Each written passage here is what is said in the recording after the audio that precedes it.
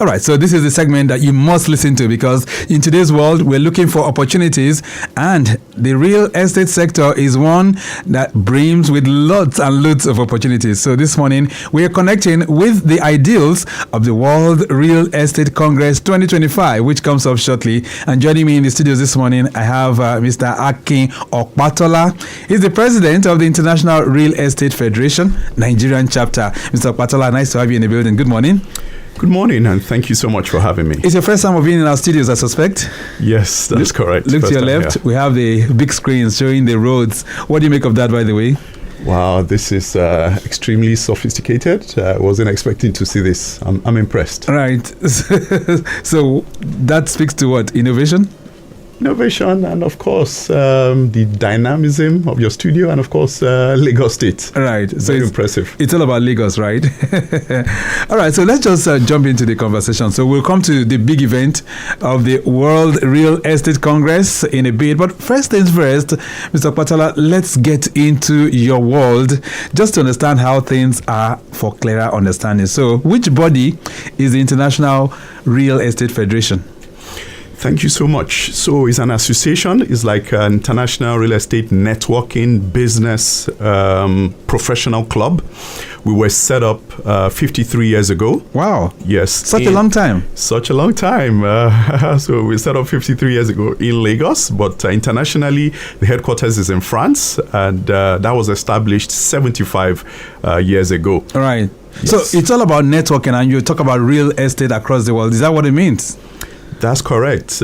We meet to foster business associations. We meet to network amongst ourselves and see how we can also do cross-border international transactions. You are the president now. How long have you been the president? So for the Nigerian chapter? Yes, July will make it 1 year.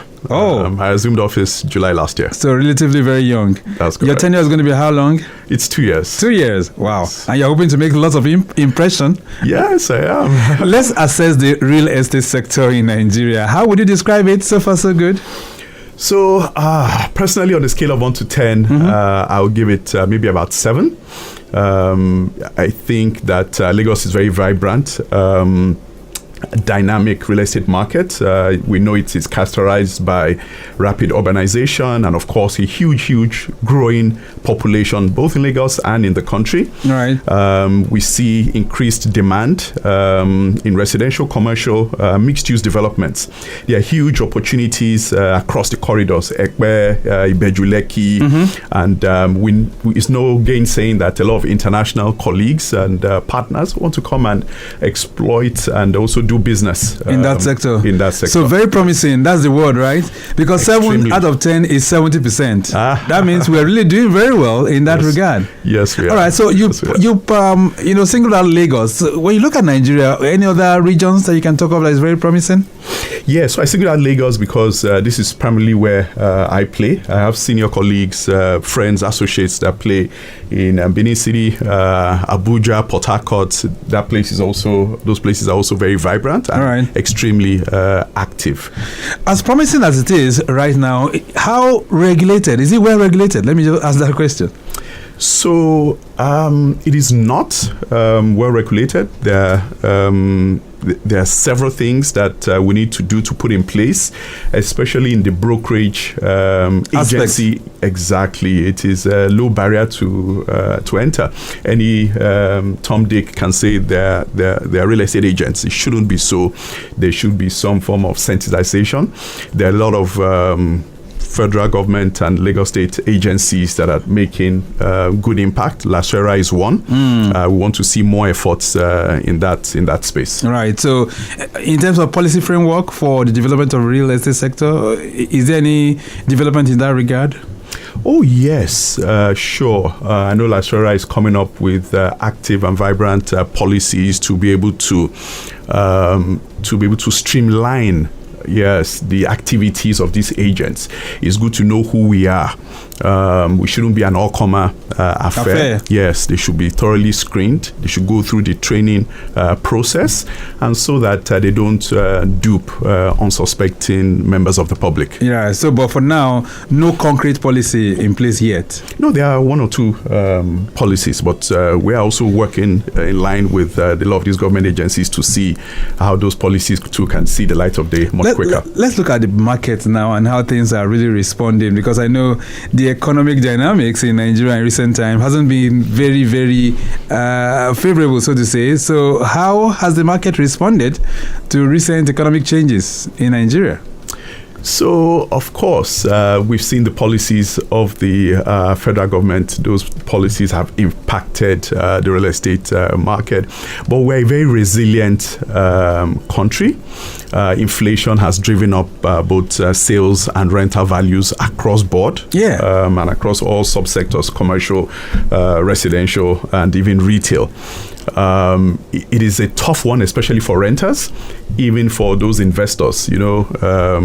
Real estate is just one aspect of where you can put your investment. You can put it in financial services. All right. So if you put it in real estate, you want some form of returns. So it's a mixed basket because, of course, from an investor standpoint, they want to try and drive up rental values so that it will impact on their returns. And I'm just wondering why that is so. I mean, a few years ago, you could still come across buildings, houses that could run for like 10 million, 12 million, all of that. All of a sudden, in certain locations in Lagos, we're talking about 100 million, 200 million, all of that. Yes. Is that due to response to the economic issue or what? You are very correct. You are very, very correct.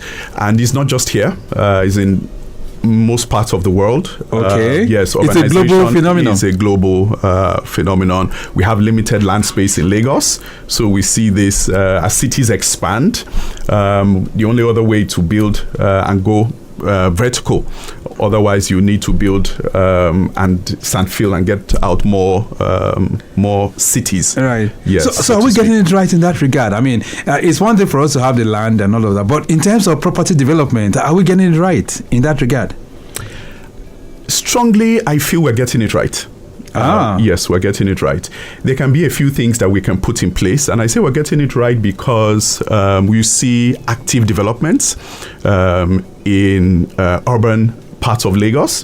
The Lagos State government too is doing a great job in terms of low and middle income housing.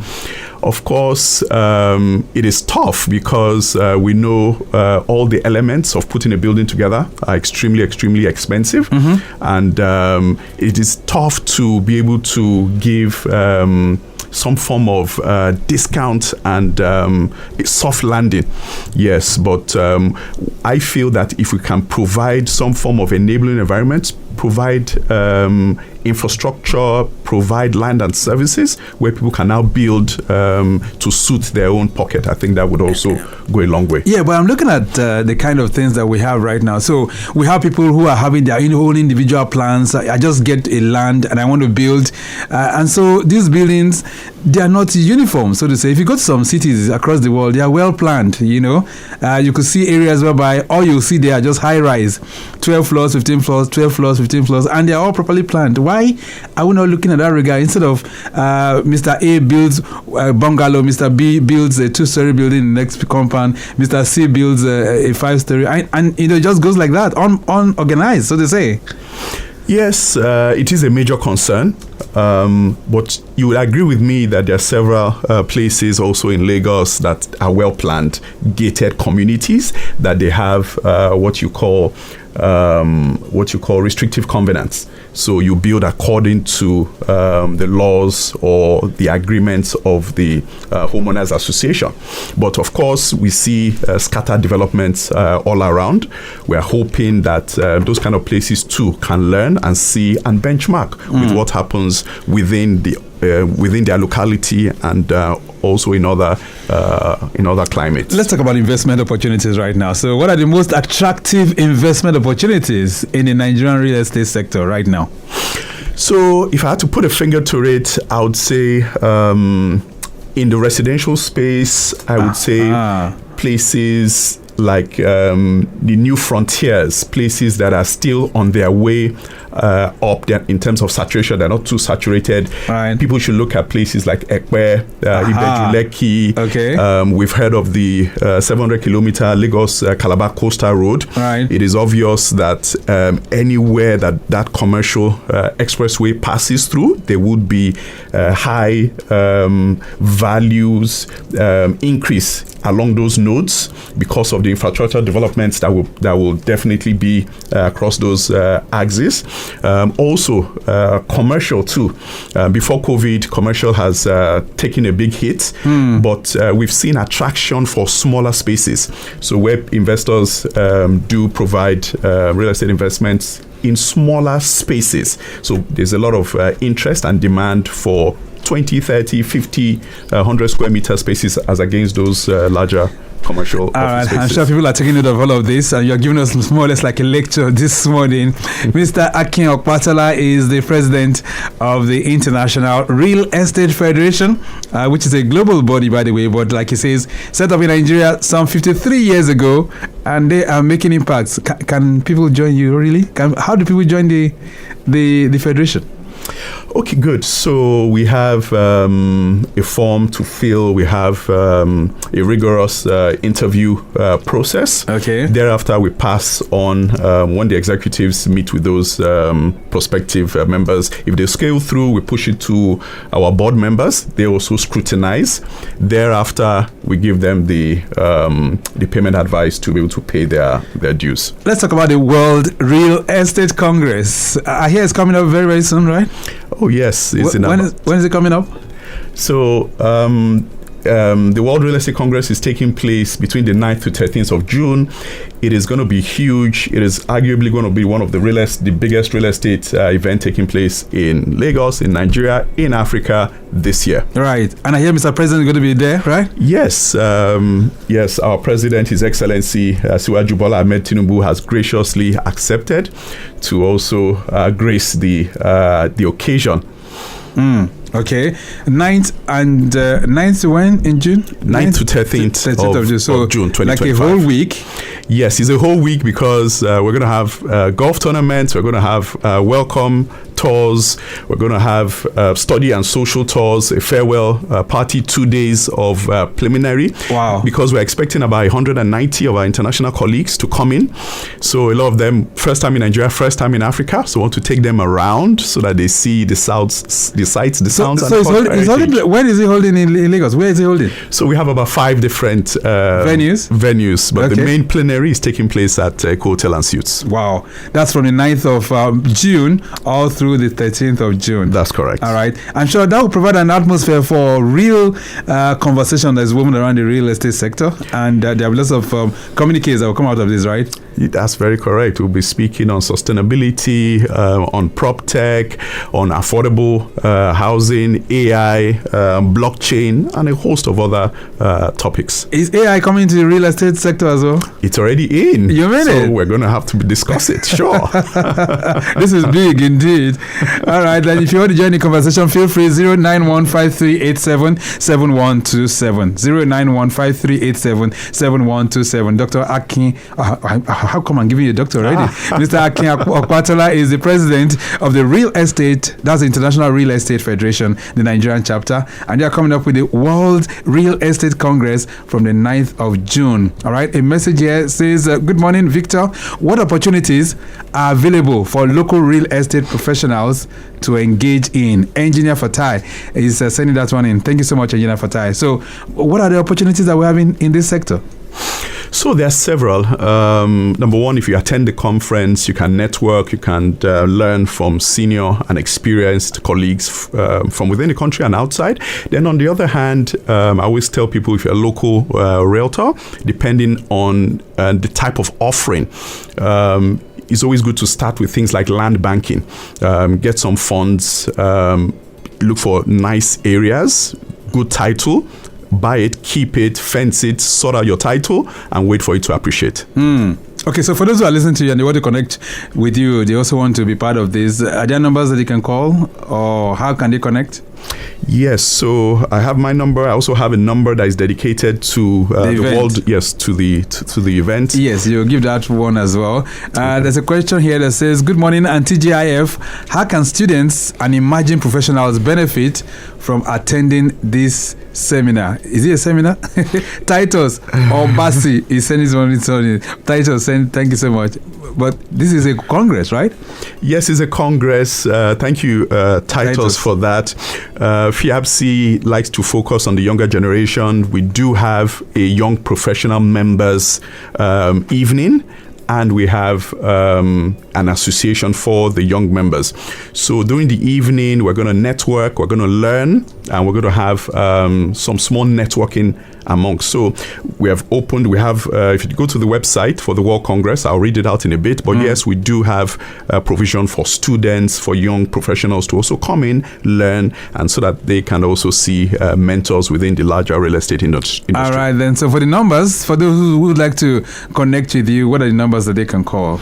Okay, for the World Congress, they can call 0803 308 9562. I'll take that again, 0803 308 9562. Okay. Yeah. And of course, if you get through to that number, definitely can make your inquiries on how you can be part of that. 091538777127. This one says, "Good morning, everyone in the studios. To the guests, in your own opinion, what will you say are the challenges that Nigeria real estate sector currently faces? Thanks, Muiwa Salami is sending that one. And Muiwa, thank you so much. So, what are the major challenges facing the real estate sector in Nigeria? Okay, thank you so much. So, Muiwa, I would if I had to put my finger on one thing, I would say is the issue of affordability. Okay. Yes, I think it's a major concern. We know what the price of cement and a lot of these building materials are going for. 70 to 80% of building materials for putting up a building is imported. Right. We know what the exchange rate is saying at the moment. So funding is a major issue. Oh, it's a major one. In terms of mortgages too, we have developers, we have governments also building. Affordability is another huge challenge, trying to get finance, trying to get mortgages. There's a huge disconnect. Right. Yeah, I think if that can be solved, then it will be a huge game changer. Let's begin to round this off right now because time's not really our friend. So what's the message and what should we expect at the World Real Estate Congress this year? It's going to be huge. We're getting close to 200 international colleagues coming in terms of speakership internationally and local. Let me start with the local. We have architect Ahmed Dangiwa, our very own housing minister. He has confirmed he will be gracing the occasion. Of course, great. We have Professor Yemi Osibajo, SAN. His Excellency is also giving a major keynote, former Vice President. Yes, we also want to call it a Pan-African conference. So we have the housing minister coming from Uganda. And of course, yes, we also have real estate experts from Ghana and South Africa. Wonderful. So it's going to be a very, very big event indeed. Big and very interesting. All right. I hope to have you in the studios before then. Maybe we can still dwell on the momentum as it builds up gradually to the event. Let's hope we can have some time to still bring you in and then you can touch base on all these issues. But let me say a very big thank you to you for making it through to the studio this morning.